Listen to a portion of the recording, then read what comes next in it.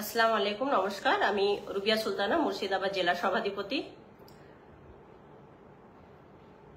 শান্তিপূর্ণ আন্দোলনের পরিবর্তে আজকে ছাত্র সেজে বিজেপির কিছু গুন্ডা বাহিনী ইতিমধ্যে গুন্ডারাজ চালিয়েছে, আপনারা সেটা জানেন।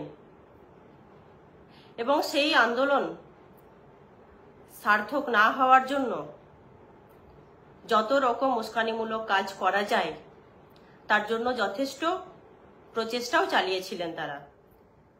কিন্তু আমাদের কলকাতা পুলিশ তথা আমাদের ওয়েস্ট বেঙ্গল পুলিশ আজকে পুরো দিনটিকে ধৈর্যের সাথে এবং শান্তিপূর্ণভাবে সামলে নিয়েছেন, এটাও আপনারা জানেন। তার জন্য আমাদের ওয়েস্ট বেঙ্গল পুলিশকে তথা কলকাতা পুলিশকে আমরা ধন্যবাদ জানাচ্ছি।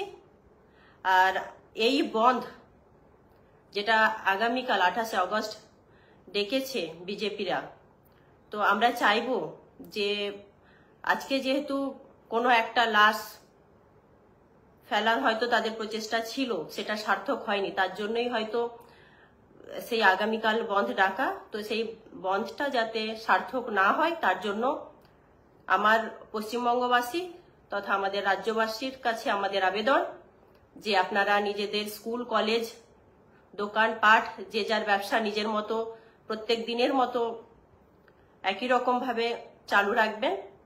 আর তার জন্য ভয় পাওয়ার কোনো কারণে আপনাদের প্রশাসন আপনাদের সাথে আছে। ধন্যবাদ।